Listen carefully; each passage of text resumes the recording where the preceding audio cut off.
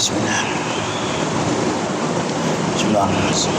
Assalamualaikum warahmatullahi wabarakatuh. Bismillahirrahmanirrahim. Alhamdulillah wa kafa wa sallallahu wa sallama ala abdihi al-mustafa wa ala alihi wa sahbihi al-kiram al-shurafa wa man tabi'ahum bi ihsanin ila yaumil muwafah. Subhanaka la ilma lana illa ma 'allamtana innaka antal alimul hakim. Rabbi shrah li sadri wa yassir li amri wa hlul 'uqdatam min lisani yafqahu qawli. Amma ba'du. Alhamdulillah, jemaah salat subuh yang dirahmati oleh Allah Subhanahu wa taala. Di pagi hari yang mulia ini kita masih dikumpulkan oleh Allah Subhanahu wa taala dalam majlis yang mulia ini. Merupakan suatu keberuntungan bagi seseorang yang di awal paginya menuntut ilmu, menimba ilmu, mempelajari hukum syariat yang akan membawanya kepada cahaya yang terang benderang dalam menekuni ibadah yang telah disyariatkan oleh Allah Subhanahu wa taala. Banyaklah sudah hadis dan juga riwayat yang diriwayatkan tentang keutamaan orang yang menuntut ilmu ataupun belajar ilmu Al-Quran di pagi harinya. Sesungguhnya sebagian sahabat mengatakan, barang siapa yang memandang remeh kepada orang yang di pagi harinya berangkat menuntut ilmu, bahwa itu adalah perbuatan yang hanya sia-sia ataupun tidak berguna, sungguh aku telah melihat kurangnya akal pada dirinya. Merupakan suatu kemuliaan bagi kita apabila di pagi hari menuntut ilmu. Apabila itu ada majelis ta'lim, kita menghadirinya. Paling tidak kita membaca buku pengetahuan, sehingga setiap harinya kita bertambah ilmu, bertambah pengetahuan, bertambah juga dekatnya kita kepada Allah Subhanahu wa taala. Karena kalau setiap hari kita tidak menimba ilmu, walaupun di usia yang sudah lanjut, maka ini akan semakin berkuranglah pengetahuan kita dalam syariat ini. Dan orang yang menimba terus ilmunya, maka dia akan mengetahui tata cara, kaifiat dalam menghambakan dirinya kepada Allah Subhanahu wa taala. Mudah-mudahan hadirnya kita di pagi hari yang mulia ini mendapatkan keberkahan dan juga ganjaran serta pahala yang akan membawa kepada ridha Allah taala. Amin ya rabbal alamin. Salawat dan salam semoga senantiasa tercurahkan kepada baginda yang mulia Nabi besar Muhammad sallallahu alaihi wasallam, kepada keluarga beliau, kerabatnya, para sahabat-sahabatnya, dan para tabi'in dan tabi'in ila yaumiddin.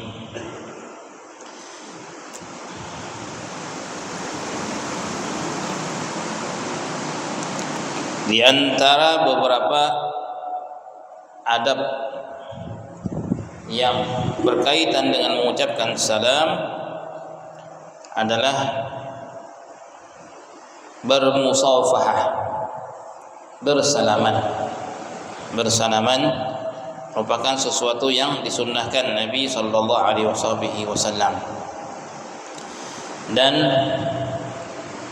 dahulunya tata krama ataupun budaya bersalaman tidak begitu terkenal ataupun masyhur di kalangan sahabat, sehingga Nabi sallallahu alaihi wasallam telah mengkabarkan kepada mereka dengan datangnya suatu rombongan dan utusan dari negeri Yaman. Maka Nabi mengatakan, atakum ahlul Yaman, akan datang kepada kalian orang-orang Yaman, wahum awwalu man sannal musafahah, mereka lah orang yang pertama kali yang membawa budaya bersalaman. Sehingga Nabi sallallahu alaihi wasallam meridai dan menyukai budaya tersebut sehingga menjadi sampai saat ini sebagai suatu hal yang sangat disunnahkan. Berjabat tangan, sungguh besar fadilah dan keutamaannya. Di antaranya dalam sabdanya alaihi salatu wassalam, tidaklah bermusafahah, bersalaman dua orang, melainkan dosa keduanya akan gugur sebelum mereka melepaskan kedua tangannya. Bersalaman merupakan suatu sunnah. Kapankah disunnahkan bersalaman?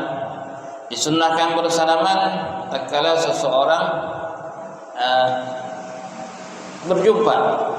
berjumpa dengan saudaranya yang lain, walaupun tidak berpisah dalam masa yang lama. Tadi pagi ketemu, nanti sejam lagi ketemu. Imam Nawawi rahimahullah ta'ala mengatakan disunnahkan bermusafahah, bersalaman setiap kali kita ini terpisah dengan teman kita. Kita berjumpa bermusafahah, itu disunnahkan. Dan sangat ditekankan bermusafahah apabila sudah terpisah lama tidak berjumpa.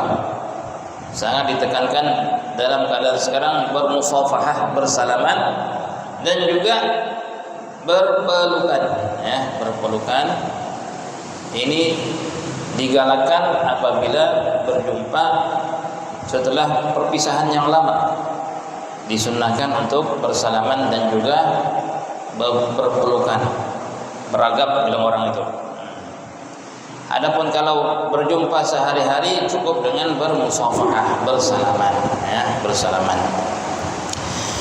Dan juga disunnahkan sebagaimana diriwayatkan dalam Sunan Abu Daud dan Baihaqi, mencium telapak tangan, mencium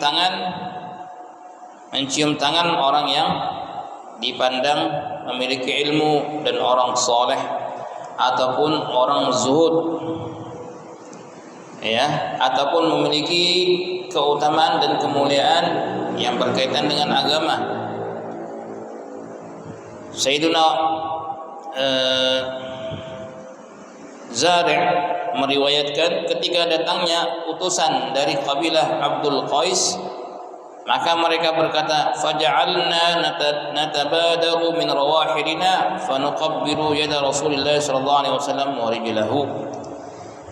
Utusan dari Abdul Qais mengatakan, sesampainya kami di hadapan Nabi sallallahu alaihi wasallam, maka kami turun dari tunggangan-tunggangan kami, dari ontanya, dari keledainya, dari kudanya, berlomba-lomba untuk mendatangi Rasulullah. Kemudian kami mencium tangannya Rasulullah dan kakinya beliau. Hadis riwayat Abu Daud dan Baihaqi. Demikian juga dalam Sunan Abu Daud dari hadis Abdullah bin Umar radhiyallahu anhuma, beliau menceritakan suatu kisah yang di antara kisah itu adalah fadanauna, yakni minan Nabi sallallahu alaihi wasallam faqabbalna yadah. Kami mendekati Rasulullah sallallahu alaihi wasallam, kemudian kami mengambil tangannya dan mencium tangan Rasulullah sallallahu alaihi wasallam. Jadi mencium tangan orang yang lebih tua dari kita, orang lebih nampak kesolehannya, nampak ilmunya, kealimannya, maka mencium tangannya adalah suatu sunnah sebagaimana telah dilakukan oleh para sahabat radhiyallahu anhum ajma'in. Tapi perlu digarisbawahi, mencium tangan seseorang janganlah dikarenakan karena pangkatnya, karena kekayaannya, karena keduniaannya. Karena diriwayatkan dalam Syu'abul Iman Imam Baihaqi, Nabi bersabda, man tawadha'a li ghaniyyin li ajli ghinah darhaba thulutha dinih. Barang siapa yang merendahkan diri terhadap seseorang karena kekayaannya, karena hartanya, karena jabatannya, dia tawadhu, merendahkan diri, cium tangan, maka Nabi mengatakan dhahaba thulutha dinih, telah pergilah, habislah 2/3 agamanya. 2/3 agamanya kalau orang mencium tangan pada orang yang dimuliakannya karena harta dan pangkatnya. Dalam riwayat Sayyidina Anas yang lain, man dakhala ala ghaniyin fatawadha'a lahu dhahaba thulutha dini. Barang siapa yang mendatangi berziarah kepada orang kaya, kemudian dia merendahkan diri terhadap orang kaya tersebut, karena kekayaannya hilanglah 2/3 dunianya. Subhanallah. Islam mengajarkan kita tawadhu kepada Allah Ta'ala, merendahkan diri kepada kaum muslimin yang lain, bukan karena unsur-unsur yang lain, karena ini saudara muslimku, karena ini lebih tua dariku, karena ini lebih memiliki ilmu dariku.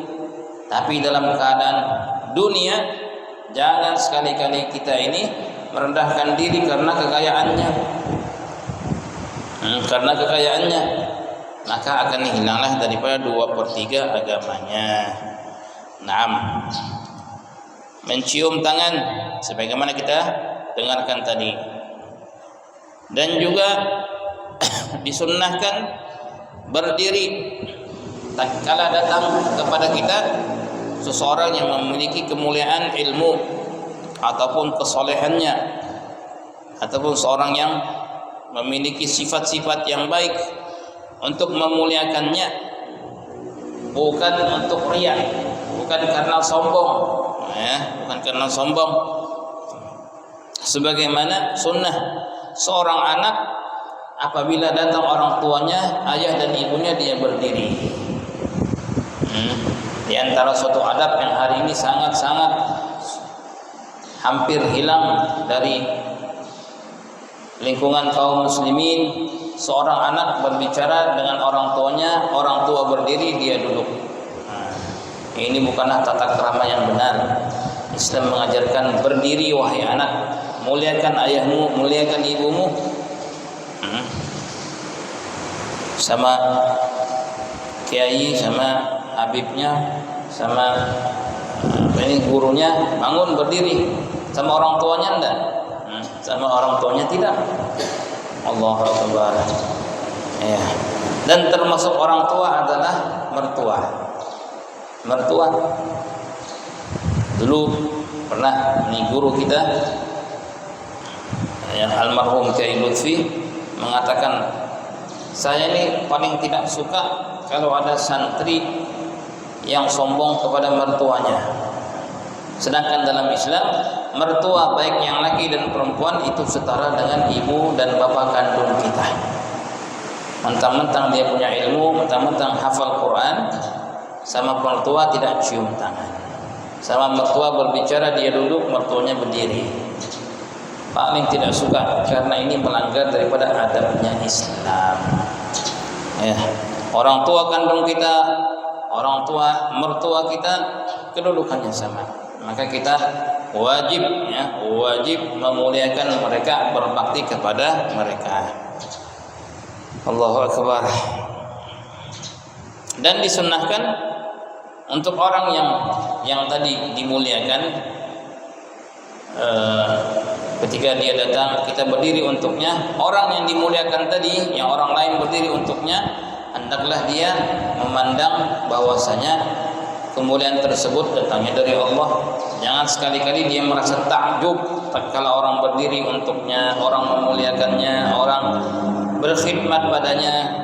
Sebagaimana Nabi SAW bersabda dalam Tabrani, "Man ahabba an yatamathala lahu ar-rijalu baina yadayhi qiyaman falyatabawwa maq'adahu minan nar." Barang siapa yang suka orang-orang ini berdiri untuk mengagungkannya dan memuliakannya, maka siap-siaplah tempatnya sudah disediakan di dalam neraka. Orang lain ingin dapat pahala, tidak apa-apa, tapi jangan sampai kita ini tertipu. Dimuliakan orang, dihormati juga dunia. Merasa seperti ini, siap-siap tempat duduknya nanti di dalam neraka. Wal'iyadzubillah. Hukum salam, mengucapkan salam kepada wanita ataupun menjawab salam wanita. Apakah hukumnya? Yang pertama, salam antara sesama wanita hukumnya sunnah. Sebagaimana memulakan sunnah, menjawab wajib. Yang kedua, salam wanita antara mereka dengan mahramnya. Begitu juga sunnah, sebagaimana sunnah salam sesama perempuan, mahramnya, ya, pamannya, bibinya, taib, keponakannya. Kemudian yang ketiga, salam wanita dengan lelaki yang bukan mahramnya. Apa hukumnya? Kalau wanita tersebut adalah wanita yang masih muda, ya, remaja, maka hukumnya haram baginya mengucapkan salam dan menjawab salam. Hukumnya adalah wanita yang masih belia, yang remaja sudah, untuk mengucapkan salam ataupun menjawab salam. Haram hukumnya terhadap lelaki yang bukan mahramnya. Taib. Sedangkan untuk lelaki makruh untuk mengucapkan salam kepada wanita tadi ataupun menjawab salamnya. Hukumnya makruh. Kalau perempuannya haram, ya, perempuannya haram mengucapkan salam atau menjawab salam. Yang lelaki makruh hukumnya mengucapkan salam ataupun menjawab salam. Apa perbedaannya? Kenapa haram bagi wanita sedangkan bagi kita makruh saja? Kata Syekh Ibnu Hajar dalam kitab beliau At-Tuhfah, bahwasanya ucapan salam dari wanita dan menjawab salam darinya itu mengandung unsur memancing. Kalau bahasa kita ini, ya, mengundang, seolah-olah menawarkan sesuatu, ya. Tiba-tiba datang bini-bini, assalamualaikum, lain-lain sudah pikiran ini. Lain-lain sudah pikiran. Kalau dari laki-laki, perasaan ataupun hal ini tidak ada. Maksudnya ada, tapi nisbahnya ataupun kadarnya itu tidak sebesar apabila perempuan ucap salam pada kita, sehingga diharamkan atas wanita untuk mengucap salam atau juga menjawab salam. Laki-laki makruh baginya untuk salam kepada wanita tersebut ataupun menjawab salamnya. Naam. Itu kalau one by one kata orangnya, satu sama satu. Kalau jemaah gimana? Maka tidak dimakruhkan apabila sekelompok wanita mengucapkan salam kepada seorang lelaki ataupun kelompok lelaki. Sebagaimana juga tidak dimakruhkan sekelompok lelaki mengucapkan salam kepada seorang wanita tadi ataupun sekelompok wanita. Kalau wanitanya tadi wanita yang apa? Yang syabah. Maksudnya syabah di sini yang apa ini? Bukan orang tua, ya, masih muda. Walaupun sudah kawin tapi masih muda, sama juga hukumnya. Ya. Tetapi hal yang demikian boleh, ada satu syaratnya. Apa syaratnya? Tidak terjadinya fitnah. Tidak terjadi fitnah. Kalau kira-kira akan terjadi fitnah, maka haram hukumnya. Haram hukumnya mengucapkan wanita sendiri kepada lelaki yang berjamaah.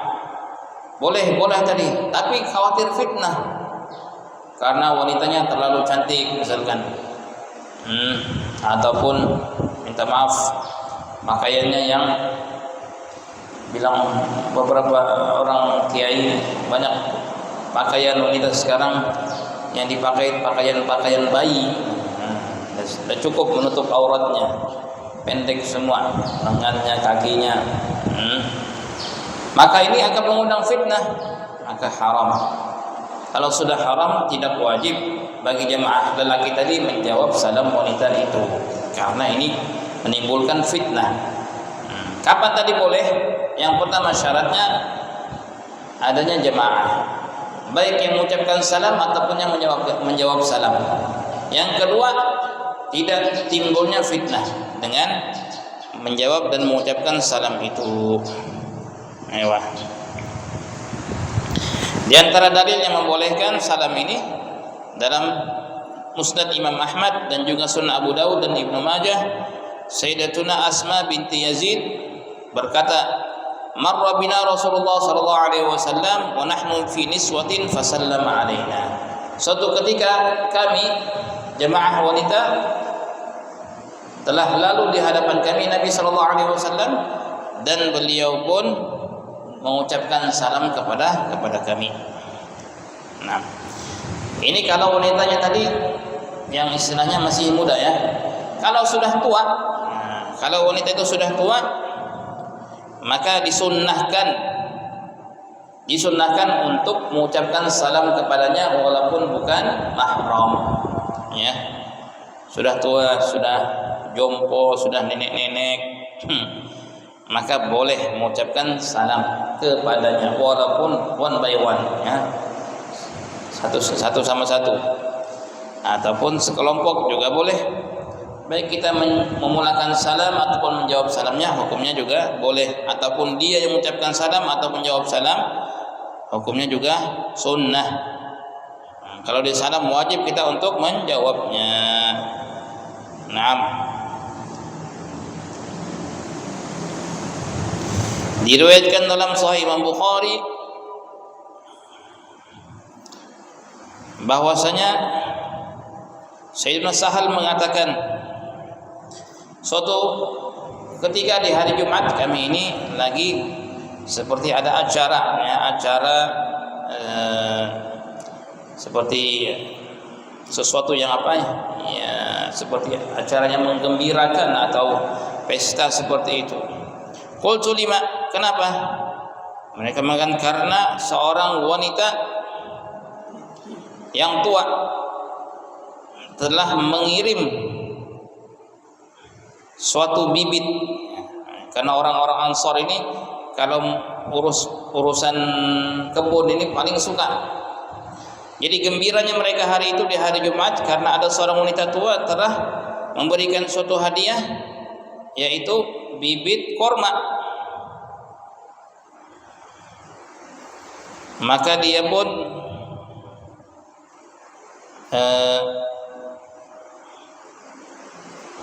mengambil daripada bibit itu dan juga membawa bersamanya makanan, ya, membawa bersamanya makanan, gembira dengan apa yang telah dibawa tadi dan juga makanan yang dibawa olehnya. Kami pun melihat wanita yang tua ini telah menyiapkan makanan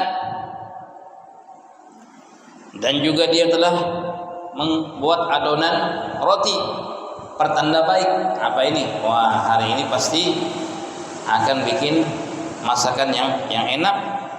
Gembira sahabat-sahabat tadi. Setelah kami melaksanakan sholat Jumat, kami pun mendatangi wanita tersebut dan kami mengucapkan salam kepadanya, fanusallimu alaiha, dan dia pun menyuguhkan kepada kami makanan yang telah dihidangkan, yang dimasaknya tadi.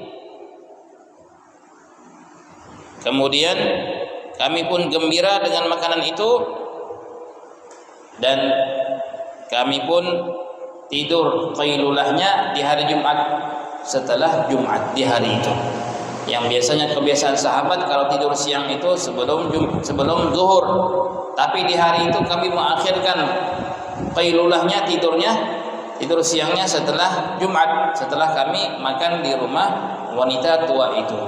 Jadi di sini duduk poinnya adalah kami mengucapkan salam kepadanya, mengucapkan salam kepada wanita yang tua tadi. Menjadikan dalil boleh kita mengucapkan salam kepada seorang yang sudah berumur. Naam. Mengucapkan salam kepada yang jenis kelaminnya ini 50-50, separuh laki separuh perempuan. Gimana hukumnya nih? Boleh kayaknya? Enggak. Maka dalam hal ini alim ulama lebih mengambil daripada kehati-hatian, sehingga disamakan hukumnya dengan hukum salam kepada wanita. Ya. Kalau wanita tadi masih muda, maka haram hukumnya. Kalaulah orang yang separuh laki separuh perempuan tadi ini masih muda, maka haram hukumnya. Kalau sudah tua sama tadi, hukumnya boleh ataupun sunnah untuk mengucapkan salam padanya. Nah, karena dikhawatirkan walaupun dia separuh laki separuh perempuan, khawatir dia perempuan, khawatir dia perempuan. Kalau bersentuhan, wah salaman, Allahumma shalli ala Muhammad, salaman, batal dah wudu kita ini, ya.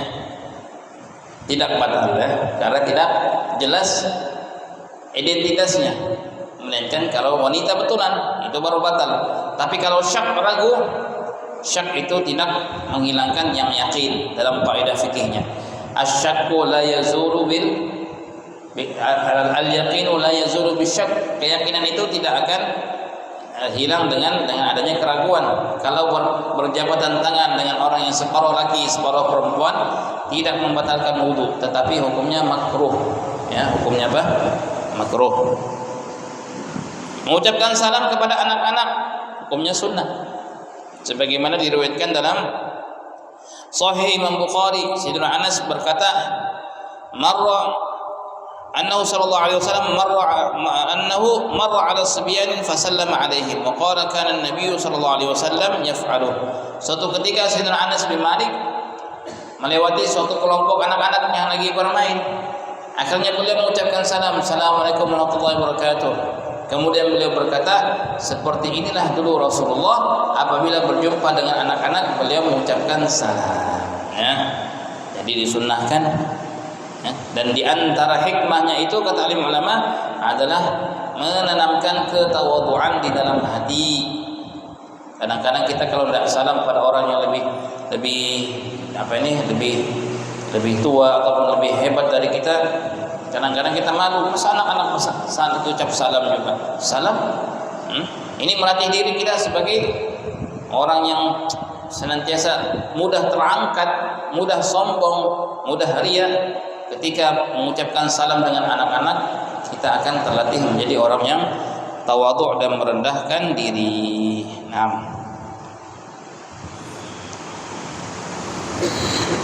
Taib, mungkin sambil kalau ada hal-hal yang ditanyakan, ya boleh. Sambil kita melanjutkan yang pembahasan berikutnya adalah ucapan salam kepada non-muslim. Kira-kira ada yang bertanyakan sampai pembahasan ini? Ada yang mau ditanyakan ataupun mau diperjelas tata cara mengucapkan salam? Sambil kita lanjutnya, hukum salam terhadap non-muslim, Yahudi, Nasrani, siapapun juga. Allahu Akbar. Dalam hal ini Islam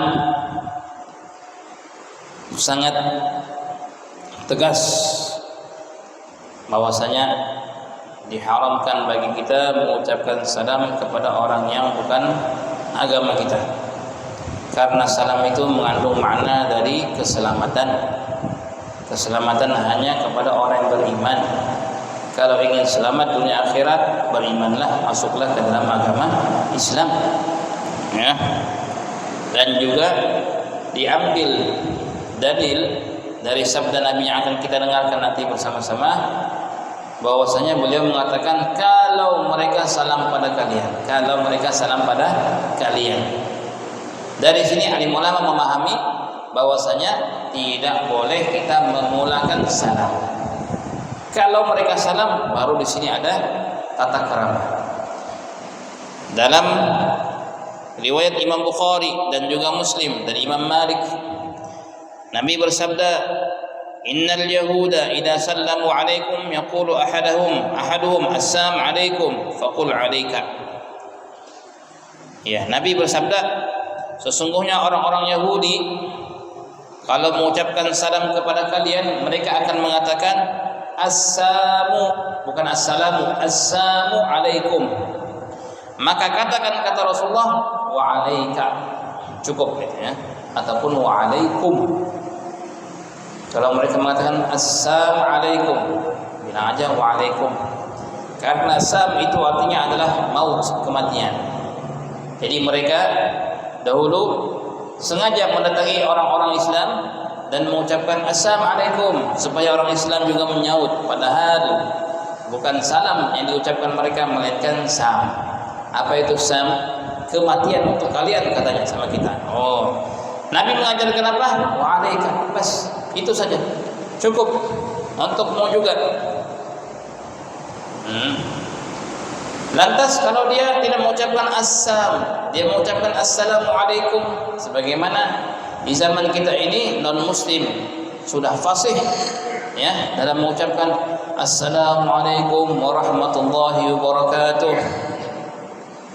Amin. Terima kasih. Didoakan keselamatan. Tetap kita tidak boleh mengucapkan yang apa ini waalaikumsalam, karena itu mengandung makna keselamatan. Kita tetap mengucapkan apa? Waalaikum. Waalaikum. Nah, ini daripada ajaran Nabi kita, Nabi besar Muhammad sallallahu alaihi wasallam. Dalam riwayat Bukhari dan Muslim juga Nabi bersabda, "Idza sallama alaikum ahlul kitab." Ahlul kitab ini orang-orang Yahudi dan orang Nasrani. Kitab Taurat Yahudi, Nasrani kitab Injil Sayyidina Isa. Aiyah. Naam. Kemudian juga bagaimanakah hukumnya kalau kita mengucapkan salam sedangkan kita berada di posisi tidak mengetahui ini muslim atau bukan muslim? Ya. Kalau muslim kan ya ketahuan, kadang-kadang berkopiah, kadang-kadang ada ciri-cirinya. Ini tidak tahu. Sedangkan kita disunnahkan untuk menebarkan salam. Naik pesawat, duduk di sebelah orang, ucap salam, kalau tidak ucap salam ini. Ya. Dalam keadaan seperti ini disunnahkan kita ucap salam, walaupun kita ragu. Melainkan kalau kita tahu sudah ada tanda-tandanya, oh dia ada ininya ataupun dia ada ciri-ciri lainnya, ya. Oh ini non muslim, kita tahu ucap salam, tidak ucap salam. Tapi kalau kita tahu, kita tidak tahu ini muslim atau tidak muslim, kita ucap salam. Assalamualaikum warahmatullahi wabarakatuh. Nah, kalau dia muslim alhamdulillah. Kalau tidak muslim dengan pengakuan Waalaikumsalam, maaf Pak, saya bilangnya non muslim. Oh saya bukan, kita bukan satu agama. Lantas bagaimana? Nah, kata Imam Nawawi rahimahullah taala disunnahkan untuk mengembalikan salam tersebut. Bagaimana mengembalikannya? Dia mengatakan rudda alayya salami. Ya. Maksudnya apa? Kembalikan salam itu kepadaku. Rudda alayya salami. Rudda alayya salami. Naam. Sebagaimana diriwayatkan bahwasanya Abdullah bin Umar radhiyallahu anhu mengucapkan salam kepada seorang lelaki, maka dikabarkan, wahai Ibnu Umar, dia itu Yahudi.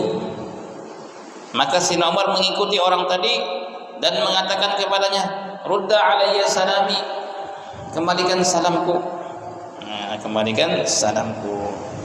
Naam. Ucapan itu sunnah ya. Kalau tidak diucapkan pun tidak menjadi masalah. Apakah kita berdosa tatkala kita mengucapkan salam kepadanya tadinya, kita mengiranya dia seorang muslim, ternyata bukan, tidak berdosa ya, tidak berdosa karena kita tidak mengetahui bahwa dia adalah seseorang yang bukan beragamakan Islam. Naam. Sebagaimana juga tidak wajib bagi kita menjawab salamnya orang kafir tadi, walaupun dia tidak mengucapkan sam, dia mengucapkan assalamualaikum warahmatullahi wabarakatuh. Naam.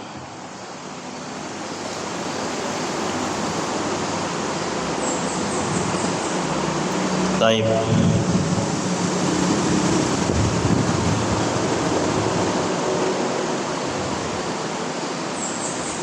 Di zaman dulu, di zaman Rasulullah, orang-orang Yahudi dan Nasrani sengaja datang kepada Rasulullah ingin mendapatkan doanya Rasul. Mereka fasih mengucapkan Assalamualaikum ya Muhammad, Assalamualaikum warahmatullahi wabarakatuh ya Muhammad. Nabi tetap bilang waalaikum. Nabi mengatakan pada sahabatnya, mereka sangat berharap aku menjawab salam kepada mereka. Karena ucapan salam Rasulullah itu artinya keselamatan, dan ucapan Nabi makbul di sisi Allah, diijabah oleh Allah. Tapi Nabi tidak mau. Nabi tahu mereka sengaja seperti itu supaya mereka dapat doa dari aku, kata Rasulullah. Nabi hanya mengucapkan waalaikum. Tidak ada keberkahan, tidak ada rahmat untuk kalian. Naam. Dalam riwayat Muslim Nabi bersabda, la tabdul yahuda walan nasara bis salam. Jangan kalian memulakan mengucapkan salam kepada Yahudi dan Nasrani. Taib.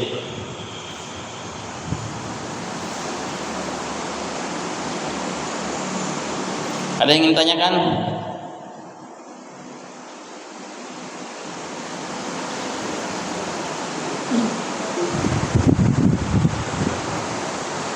Ini ada baterainya, ini ada kah baterai?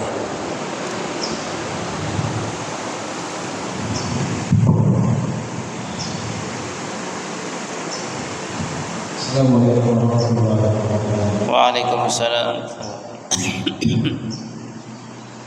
Biasa kalau kami di sekolah atau mungkin di teman-teman siswa di yang hadir itu ada yang muslim, ada yang muslim. Karena kita memberikan salam terus ya secara umum memang dua salam umumnya. Assalamualaikum dengan pagi, selamat siang, selamat sore. Apakah juga ketika kita misalnya menjawab salam dari mereka itu ya ucapan selamat pagi, selamat siang, jawaban itu kita apa? Itu Ya, kalau kita hadir di suatu pertemuan, perkumpulan seperti tadi, seorang guru, seorang kepala sekolah di hadapannya ini murid-muridnya, ataupun pertemuan dengan wali santrinya, wali muridnya, ada sebagian muslim, ada sebagian non muslim. Apa yang kita kerjakan sekarang? Apa? Assalamualaikum warahmatullahi wabarakatuh, khususnya yang muslim. Dalam keadaan seperti ini tetap kita mengucapkan salam, dan tujuan dari salam kita itu kita tujukan kepada yang muslim. Ya, Assalamualaikum warahmatullahi wabarakatuh. Ucapan salam ini kita tujukan kepada orang-orang yang di dalam ruangan itu yang muslim saja.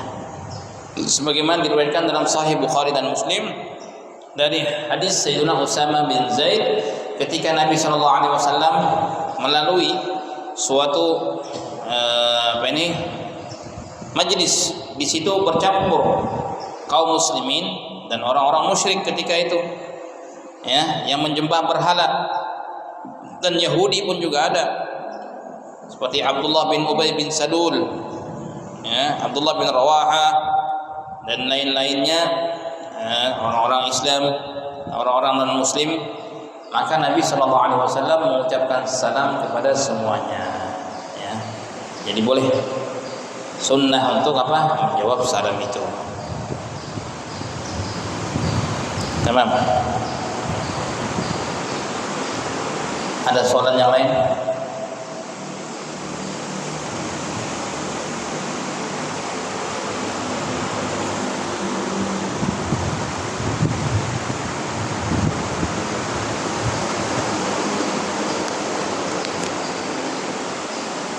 Jelas insyaallah, ya.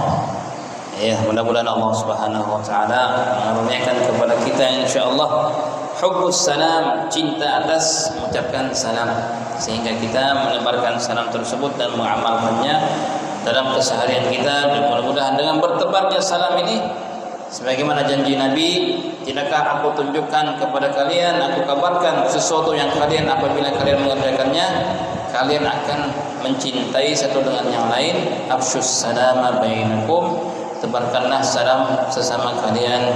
Mudah-mudahan Allah Subhanahu wa taala mendatangkan senantiasa kesejahteraan dan keamanan dalam lingkungan hidup kita, baik itu ruang lingkup kelurahan, kecamatan, kabupaten, provinsi, bahkan tingkat negara, bahkan tingkat dunia, dengan wujudnya salam, dengan wujudnya pengamalan sunnah-sunnah Nabi sallallahu alaihi wasallam.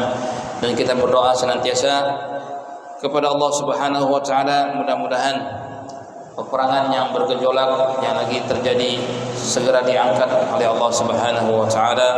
Kaum muslimin, saudara-saudara kita mudah-mudahan mendapatkan nusrah dan pertolongan oleh Allah, dijaga diri mereka, harta mereka, kehormatan mereka dari tangan-tangan musuh-musuhnya Allah Subhanahu wa taala.